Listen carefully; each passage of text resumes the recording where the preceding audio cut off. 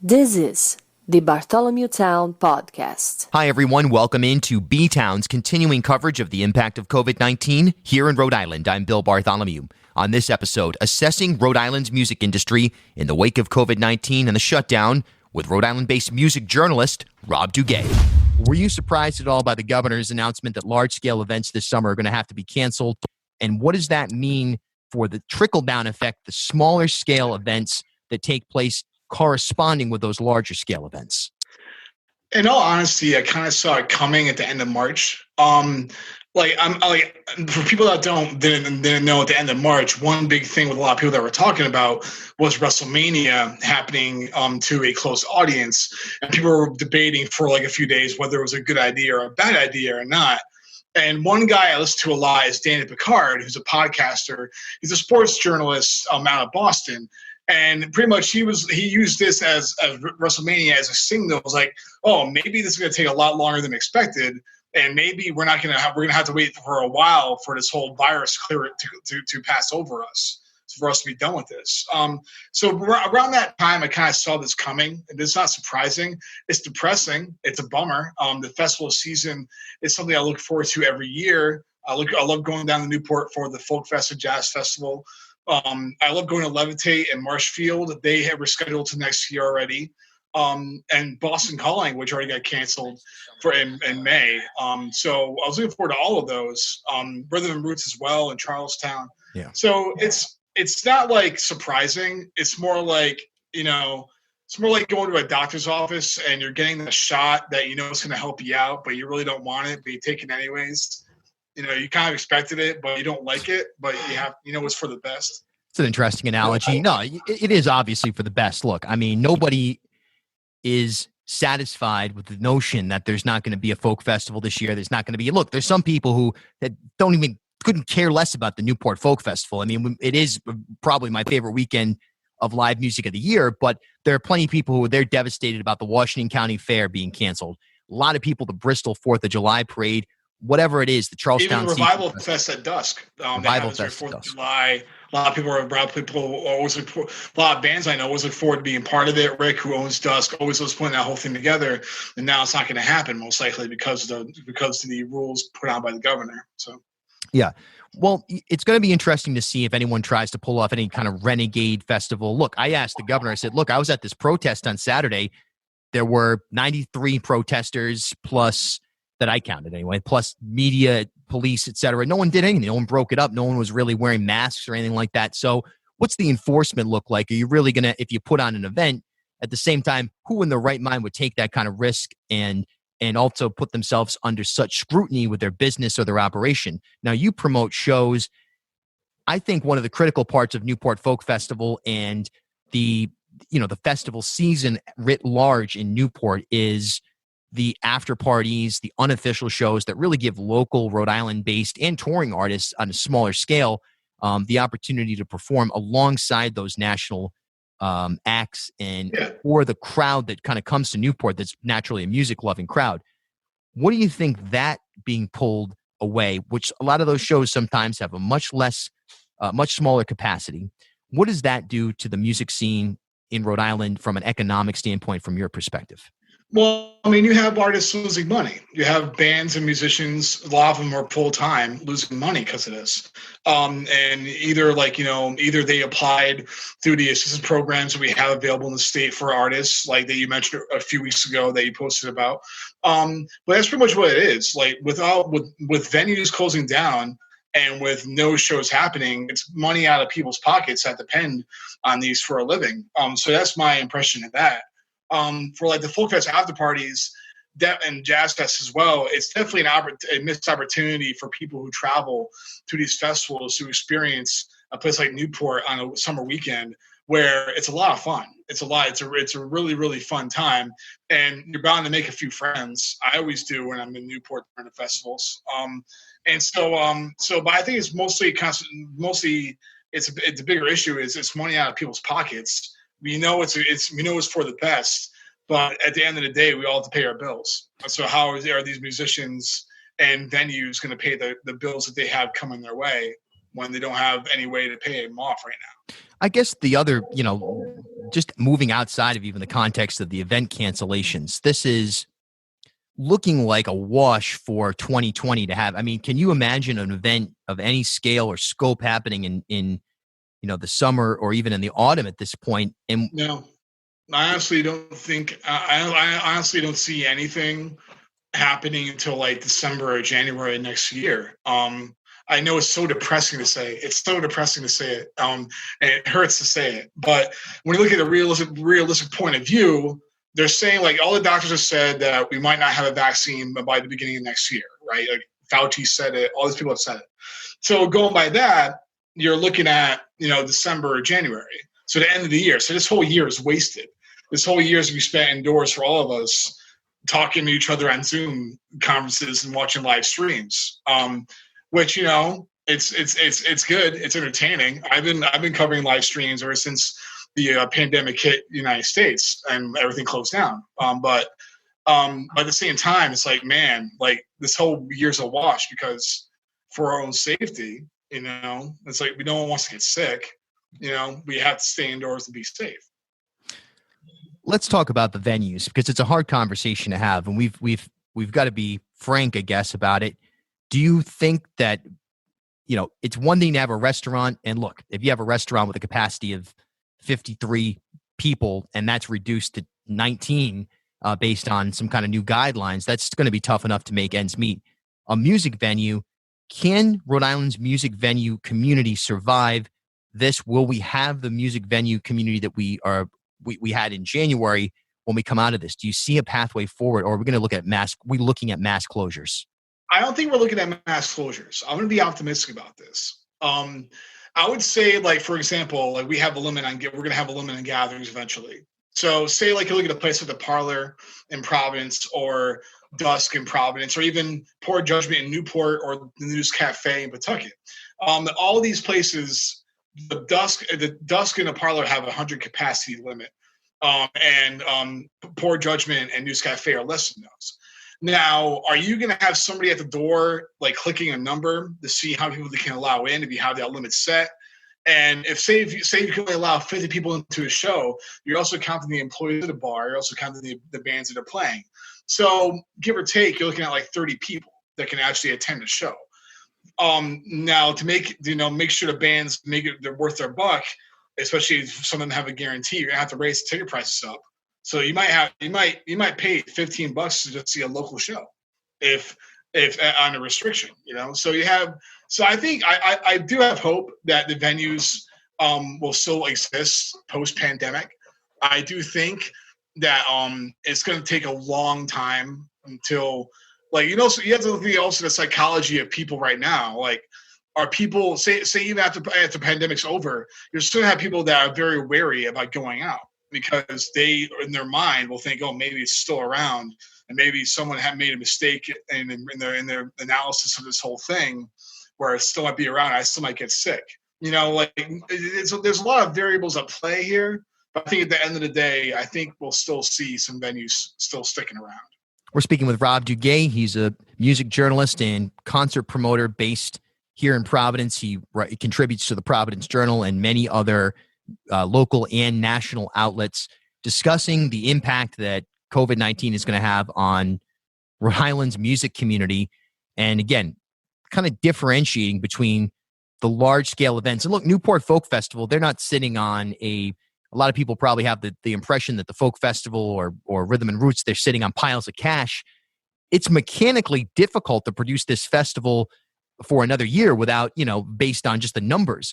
But, you look at the smaller venues. I'm thinking Newport now. You shut down Newport. It's tough to imagine a pathway forward for some of the places that have, capacities in the 200 or 300 range if they can only have 15 people inside the place. So that's really where people are going to have to get creative. I know some people have mentioned to me, hey, why don't we do some car shows, some drive-in movie theater type shows in places, but that doesn't do much for a venue that doesn't have that kind of outdoor space. So we're going to have to see the creativity. Yeah, absolutely. You mentioned Newport. Newport's economy is based off tourism. So they're hurting right now more than probably anywhere else in Rhode Island because of how much they depend on tourism coming through their town. during this time of year and throughout the summer. So you also have that going on as well. But I mean, I think you're going to see a lot of things change at the end of this. Realistically and logically, you're going to see a lot of things change. But I do think that, I mean, for example, like there's a fundraiser going on for the Parlor and Province right now that's nearing the 10 grand mark that help keep the place in business during this. And there's a lot of other places, like for example, right now as we talk, there's a fundraiser going on for the Galactic Theater in Warren, Dave Post's place, with a bunch of local musicians playing on a live stream that's raising money so they can have a takeout window to help make ends meet. And if you know Dave, like I know Dave, he's going to have the craziest food menu you ever seen in your life, and everything's going to be delicious. Yeah, you'll have people driving from all over the state to be there, just for one, to support it, but then two, because it'll be a quality product. Absolutely. So you have I think you're going to see a lot more improvising going on over the next few months, but you also have a lot of people coming together right now to help keep these places in business. And which is very inspiring and it's a positive thing to see when you can easily go outside and see how depressing things are, or just look out your window to be safer. That's my whole feelings on it. Like, I do think we're going to have live music come back to Rhode Island again. I do think actually, if you look at the numbers, our numbers are pretty low compared to a lot of the rest of the country, but it's pretty remarkable since we're like smack dab in between Boston and New York City. So you got to look at that, and that might bring us back closer to where we want to be as a society, other than other places around the country, because of our numbers are so low. Travis writes, South County, you know what I mean? You think about the Ocean Mist and even some of the smaller scale restaurants, Pump House, exactly. Yeah. You know, that is, you're taking such a large portion of the audience that fuels the bottom line of these types of places away. Oh, yeah. It's a tough model, man. And, you don't hear it talked about a lot. Can you kind of give an assessment? Because we hear all the time about Providence is the creative capital, and, we're this creative state, and we've got all this, that, and the other, all these great artists. We obviously do have many national artists who have risen from here. But do you feel like music is being taken seriously in the equation, when it comes to we hear a lot about, and again, this isn't to say that anything should be considered less, but restaurants and other industries. Are you satisfied that the music industry in Rhode Island is going to be taken seriously by the administration in terms of dollars that are dealt out in strategy going forward? I think they should. I mean, they should be, right? I mean, they've been for the past few years. They've used our music scene and our arts community and our creative people as like ways for people to move here and get people to come here and use it for attracting business. I mean, if you look at the way Alorza has dealt with things in Providence, he has paid artists money to give artwork to have it posted at City Hall, and they've been used their art as promotional tools for marketing, whatever, for the city. So they should. I mean, it would be awfully hypocritical, I think, if they didn't, because again, we're like, arts and music is a big part of the lifeblood in Rhode Island. You can't really be denied. I mean, for our small state, it's remarkable how many venues we've had and how many musicians and how many bands we do have who just call Rhode Island home. It's pretty amazing. You know what it is too? It's like, it's just that whole kind of consistent. Being a musician myself, you do feel like, you think about the progression of real estate. For me, living in Brooklyn, it's sort of like, all right, let's send in the artist into a loft building that is, run down, is barely livable. Let's pile them in there, and then let's quote unquote clear the neighborhood so we can come in and develop it. And then we'll see you later, folks. That's what also happened in Newport. It's funny. It's actually really embarrassing for the city how little grasp they have on the Airbnb explosion in Newport. And we're seeing it play out here, where we've got Airbnbs that are refusing to give people refunds for, the purchases they've made for the Newport Folk Festival. I know there's terms and conditions that you sign, but you know what I mean? It's sort of like that. All right, let's use the artists to create a safe space so that, for by and large, white people will come in and gentrify or occupy a particular neighborhood and then get rid of the artists, just like, in tandem with get rid of the people who probably grew up in that neighborhood of any particular race or background. Artists have been routinely thrown into that same category. And there's usually not a lot of advocacy. And in fact, it's really caused almost a near collapse of Newport's art scene, frankly. Your take on that? Yeah, I mean, I remember when you and Gabby, Silverteeth was based there, and I was really kind of like impressed by how, some people were working hard. They're really making a thing. They're really making Newport local music a thing. And then it kind of like fell apart, like you said, like Jimmy's Saloon, I think, was a big hit. When you have that place getting sold for condos, it's like, oh, here we go again. You always hear about this in major cities like New York City and Boston, and now it hits Newport. And you won't want to see that in Providence, even though people have always been warned, oh, it's going to come here eventually. Just wait. I don't want to believe that. I want to believe that our city cares enough about our venues and our musicians and our entertainment and our nightlife that we won't let places close down and get bought out by developers. Like the old Lupo's was on Washington Street, and the old living room was. So that I mean. Again, but that's a pandemic. We're talking about something that's going on all over the country. I mean, if you look at people that live in Austin, people have always talked about for the past 10 years, especially how much Austin has changed since when they moved there. Brooklyn in the 2000s, you lived over there during that time. It changed a lot, and it keeps on changing. That's what people are saying, that St. Mark's in New York City is dead because of this whole thing. And that was such a neighborhood that was like, if you were in New York City, you wanted to go to St. Mark's to see all the cool shops. Now all the shops are gone. So hopefully that trend is bucked. Maybe it might stop because of the coronavirus. Who knows? Wow, that's so interesting, right? That there are silver linings in this process, that we're learning about, and this could be one of them. That people say, you know what, community, yes. Again, this isn't to say that if you have an Airbnb operation that you're fundamentally an evil person or anything like that. But How does that fit into the community? And what does a community really need to thrive? Because the thing is, if you look at a place like Brooklyn or Newport right now, when you suck so much of the oxygen out, the value of that Airbnb, other than the geography, obviously, is significantly reduced as well. So it almost backfires. I've got one more question for you, Rob. This comes from Mary. Privately owned beach clubs, Bailey's and Newport, Bonnet Shores and Narragansett, absolutely, and that kind of ties into weddings, private events.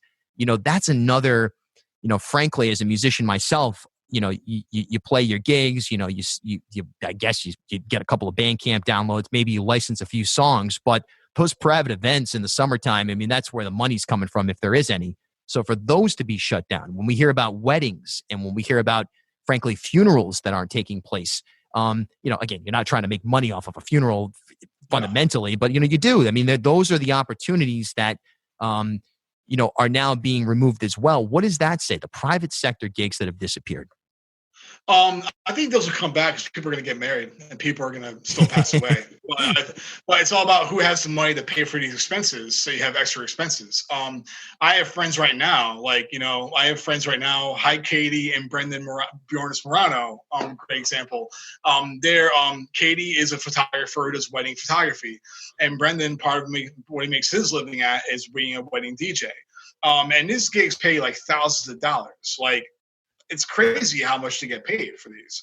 They go into a wedding. So I think it's all about, I think a lot of it goes into post-pandemic, who's going to have these extra money, the extra dough to spend on these other expenses that go into these, these private events of weddings and funerals and other things to complete the whole, spectrum of the event. So that's my feelings on that. It all depends on who has the money to spend on it after all this is over. We're going to see. One thing that won't go anywhere is storytelling and art and music. That's been there forever. That's going to be there no matter what. That doesn't fundamentally depend on any kind of economic system whatsoever. I mean, that just depends on life. And so, Rob, I just want to say thank you. As honestly, you are an outstanding journalist in this community. And, we see so many cuts in the media. Obviously, K-Mac today being let go, really one of the best college basketball writers in the world, based here at the Providence Journal for 30 years. He's let go today by the Providence Journal. I mean, that's really discouraging and sad. I just want to say thanks for the amazing coverage that you've provided. And if you want to, in the last 30 seconds here or so, kind of point people towards the playlist of Rhode Island musicians that you've put together for the Providence Journal. Yeah, you just Google it on Providence Streaming's website.